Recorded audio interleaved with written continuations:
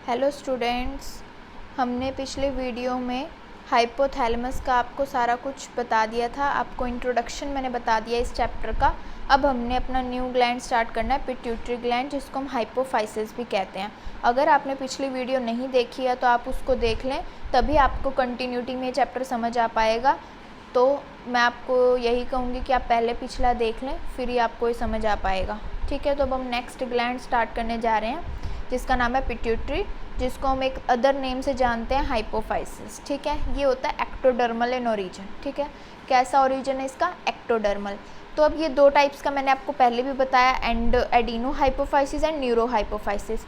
तो जो adeno hypophysis है उसका एरिया 75% होता है।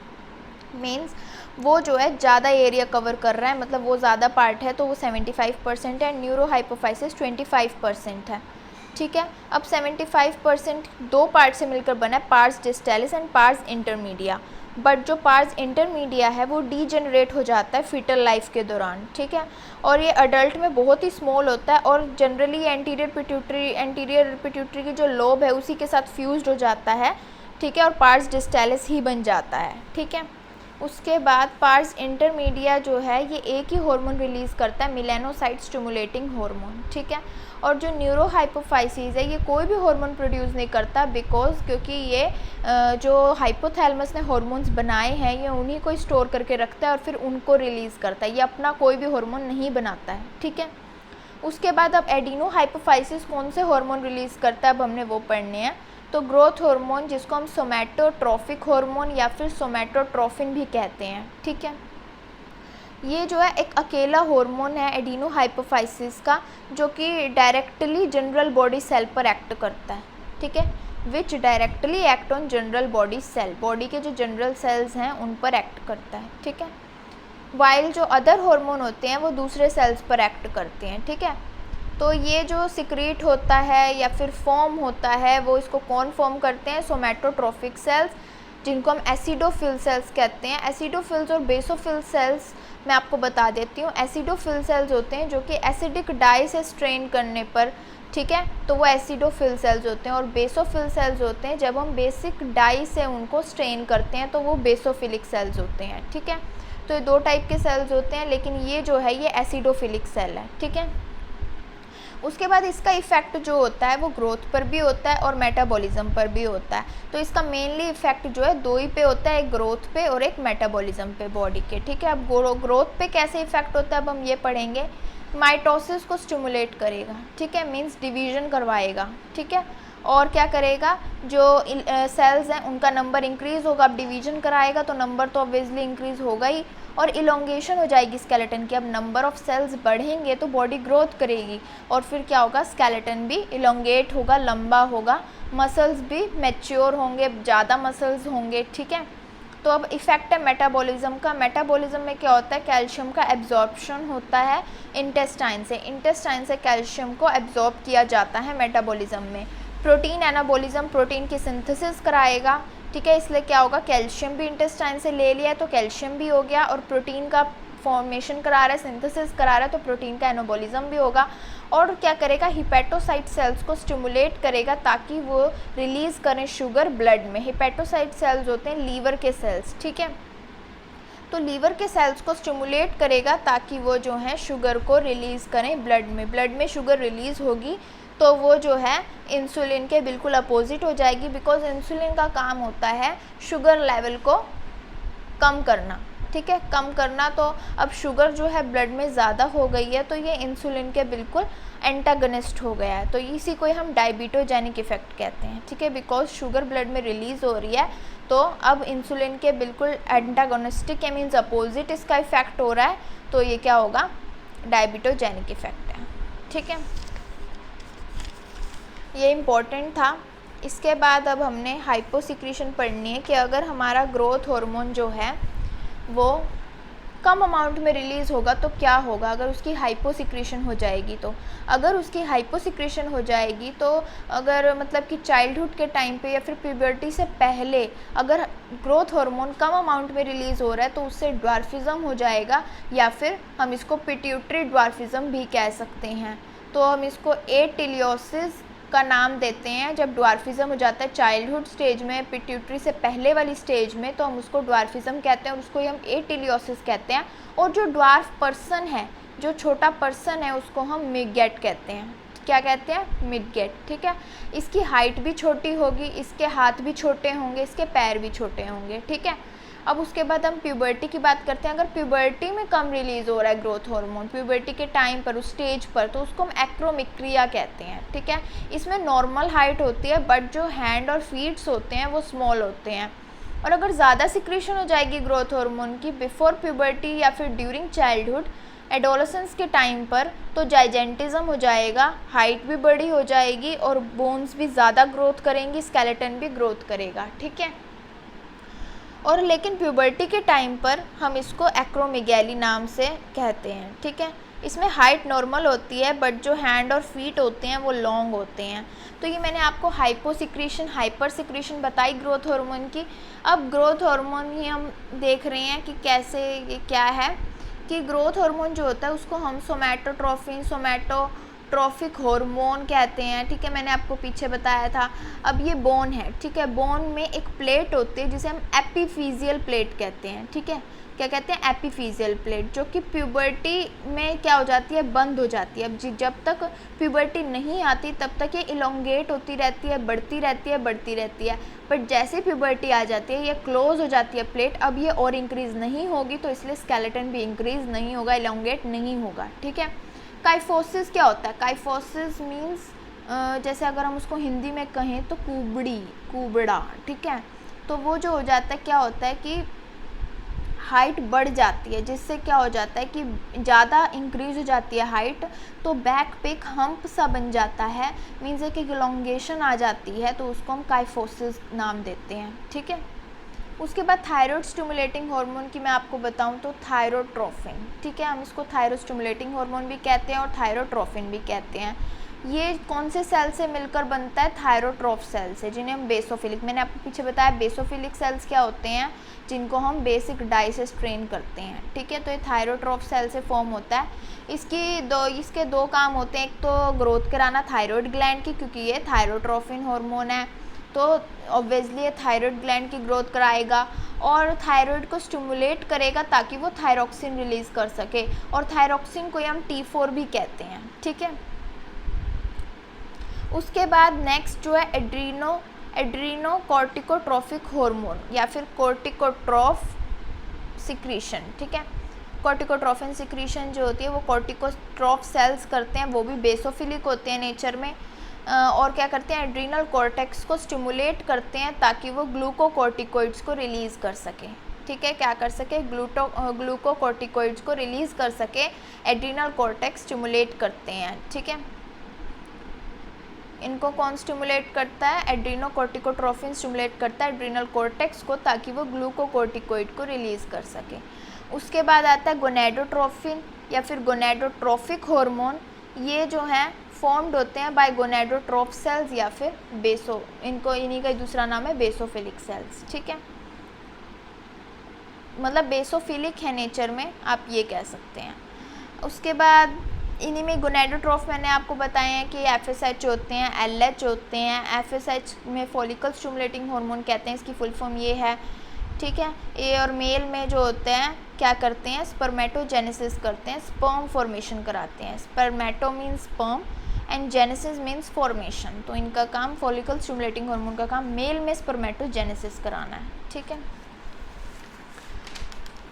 उसके बाद फीमेल्स में क्या करेंगे? ओवरियन फॉलिकल की ग्रोथ और डेवलपमेंट कराएंगे और एस्ट्रोजन को रिलीज़ कराएंगे। ठीक है, एस्ट्रोजन हार्मोन होता है जो फीमेल में रिलीज़ होता है और मेल में भी रिलीज़ होता है बट स्मॉल अमाउंट में रिलीज़ होता है। ठीक है, क्या करते हैं? ग्रोथ और डेवलपमेंट कराते हैं ओवरियन फॉलिकल की।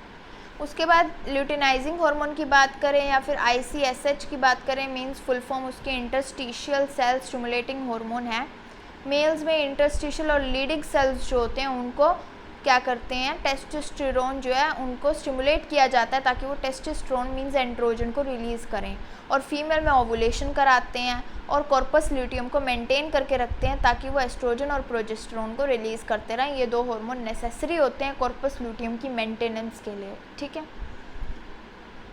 नेक्स्ट है prolactin, luteotrophic hormone, lactogenic hormone, mammotrophin hormone. ठीक है, इनको कौन सिक्रीट करता है? लैक्टोट्रोफ सेल्स होते हैं जो कि एसिडोफिल होते हैं नेचर में। ठीक है, अब लैक्टोट्रोफ मीन्स आपको पता ही होगा कि लैक्टिन जो होता है वो बहुत एसिडिक होता है, तो आप यहाँ से भी याद कर सकते हैं कि भाई ये एसिडोफिलिक सेल्स होंगे। ठीक है, तो ग्रोथ और डेवलपमेंट होगी मैमरी ग्लैंड्स की, मिल्क का प्रोडक्शन कराएंगे मीन्स लैक्टेशन के टाइम पर। ठीक है, वुमेंस में जैसे आफ्टर डिलीवरी जो प्रोडक्शन होता है मिल्क का, तो उसके लिए ये हार्मोन रिस्पॉन्सिबल है, मिल्क प्रोड्यूसिंग हार्मोन के नाम से भी हम इसे जानते हैं।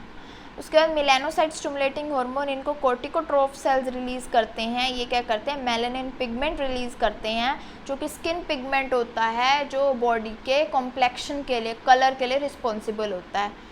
ठीक है, जिसके अंदर मेलानिन कम अमाउंट में होगा तो उसका कॉम्प्लेक्शन बहुत ज़्यादा फेयर होगा, बट अगर किसी के अंदर मेलानिन बहुत ज़्यादा अमाउंट में प्रेजेंट है तो उसका कॉम्प्लेक्शन उतना ही डार्क होता जाएगा।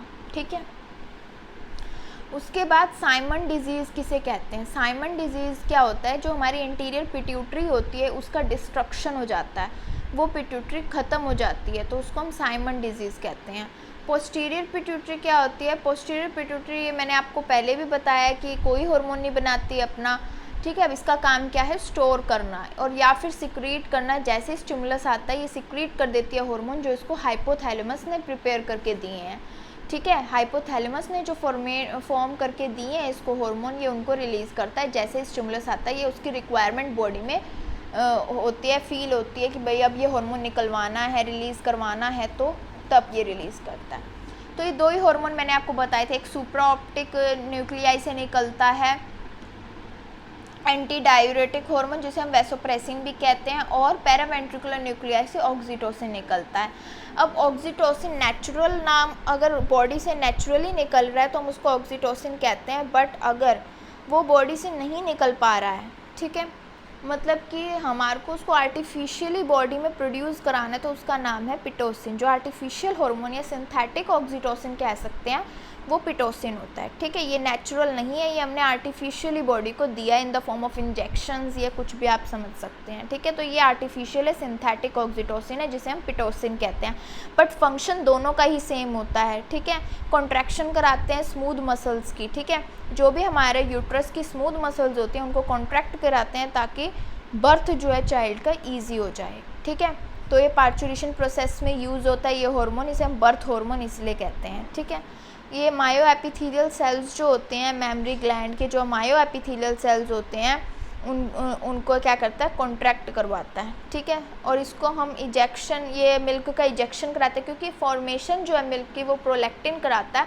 बट इजेक्शन का काम ऑक्सीटोसिन का होता है, तो इसलिए हम इसको मिल्क इजेक्टिंग हार्मोन भी कहते हैं। ठीक है, यहाँ तक आपको समझ आ ही गया होगा, बिकॉज ये बहुत सिंपल है और इसमें ज़्यादातर समझ कर और याद ही करना है, तो मुझे लग रहा है कि शायद आपको समझ आ रहा हो। उसके बाद एंटी डायरेटिक हार्मोन है, वैसोप्रेसिन हार्मोन है। एंटी डायरेटिक हार्मोन का क्या काम है? To prevent diuresis. ठीक है, मीन्स जो भी हम मिक्चुरेशन करते हैं तो ये उसको प्रिवेंट करता है। वाटर का DCT मीन्स हमारी जो कलेक्टिंग डक्ट है, डिस्टल कलेक्टिंग डक्ट, जो कलेक्टिंग ट्यूब्यूल है, डिस्टल कलेक्टिंग ट्यूब्यूल जो है हमारी, वहाँ से क्या करता है? पानी का रीएब्जॉर्प्शन करता है, बार बार पानी को क्या करेगा? रीएब्जॉर्ब करेगा। और कलेक्टिंग ट्यूब्यूल इन दो जगह से, DCT एंड कलेक्टिंग ट्यूब्यूल, जिसको हम कलेक्टिंग डक्ट भी कह सकते हैं, वहाँ से क्या करता है? पानी का रीएब्जॉर्प्शन करता है और प्रिवेंट करता है डायूरेसिस को। ठीक है, और ब्लड वेसल्स को कॉन्स्ट्रिक्ट करता है, इसलिए मैंने आपको बताया था इसका नाम वैसोप्रेसिन है। तो इससे क्या होगा? जब ब्लड वेसल्स कॉन्स्ट्रिक्ट होएंगी तो ब्लड प्रेशर क्या हो जाएगा? इंक्रीज़ हो जाएगा। बट इसको ADH को इनहिबिट करना हो तो कैफीन, एथेनॉल, ये ऐसी चीज़ें हैं जो कि ADH की सिक्रेशन को इनहिबिट कर देते हैं, बिकॉज ये माइंड को रिलैक्स कर देती हैं और ADH जो है वो रिलीज़ नहीं हो पाता। ठीक है, उसकी सिक्रेशन इनहिबिट हो जाती है। ये इनहिबिटर्स थे। ठीक है, अब अगर सिक्रीशन कम हो जाए ADH की तो डायबिटीज़ इंसिपिडस हो जाएगा। ठीक है, मीन्स डायबिटीज़ इंसिपिडस में क्या होता है कि जो ग्लूकोज होता है वो यूरिन में आना शुरू हो जाता है। ठीक है, तो डायबिटीज़ इंसिपिडस हो जाएगा और डायूरेसिस हो जाएगा मतलब कि ज़्यादा अमाउंट में यूरिन आएगा और बॉडी डिहाइड्रेट हो जाएगी। ठीक है, बॉडी डिहाइड्रेट हो जाएगी बिकॉज जो वाटर का लॉस है वो बढ़ गया है। ठीक है, तो इसे पॉलीडिप्सिया कहते हैं, जब बॉडी डिहाइड्रेट हो जाती है और हमें मतलब कि थर्स्ट बहुत ज़्यादा होगी, एक्सेसिव थर्स्ट हो जाएगी और ब्लड प्रेशर बहुत ही ज़्यादा कम हो जाएगा। ठीक है, बिकॉज कॉन्स्ट्रिक्शन नहीं होएगी ब्लड वेसल्स की। ठीक है, और हाइपर सिक्रेशन में मैं अगर बात करूँ तो हाइपर सिक्रेशन में क्या होगा कि कंसनट्रेटेड यूरिन आएगा कि अब बहुत ही ज़्यादा वाटर एब्जॉर्प्शन स्टार्ट हो गया है, तो यूरिन कंसनट्रेटेड आएगा, ब्लड बहुत ज़्यादा डाइल्यूट हो जाएगा और ब्लड प्रेशर बढ़ जाएगा क्योंकि कॉन्स्ट्रिक्शन बढ़ जाएगी ब्लड वेसल्स की। तो यहाँ तक था हमारा पिट्यूटरी ग्लैंड। ठीक है, आई होप आपको समझ आया होगा। आपको बस ये नोट्स ही याद करने की ज़रूरत होगी। आप इन नोट्स को अगर अच्छे से समझ लेते हैं, लर्न कर लेते हैं, तो आप नीट के क्वेश्चन सॉल्व करके देखिए, आपसे सॉल्व हो जाएंगे, बहुत इजी आएंगे। और इसमें सारा कुछ आपका एनसीईआरटी का, आपके जो भी कोचिंग सेंटर्स होते हैं बड़े बड़े, वहाँ का सबका जो भी मटेरियल होता है, स्टडी मटेरियल होता है, वो सब इसमें इंक्लूडेड है। तो आपको इधर उधर कुछ भी फाइंड आउट करने की ज़रूरत नहीं है कि मतलब कि आपको कोई स्टडी मटेरियल डाउनलोड करना पड़े, ऐसा कोई आपको ज़रूरत नहीं पड़ेगी। आप इन्हीं कोई नोट्स को ही फॉलो कीजिए तो आपको फ़ायदा होगा इससे। तो अब हम नेक्स्ट लेक्चर में थायराइड ग्लैंड पढ़ेंगे। तो आज की वीडियो में यहीं तक था। तो आप प्लीज़, अगर आपको अच्छी लगी हो वीडियो तो उसे लाइक और सब्सक्राइब ज़रूर कर दीजिएगा मेरा चैनल, ताकि मैं आगे और लेटेस्ट वीडियोस बनाऊं और ताकि आपको हेल्प हो सके, आप अच्छे से प्रिपेयर कर सकें। Thank you.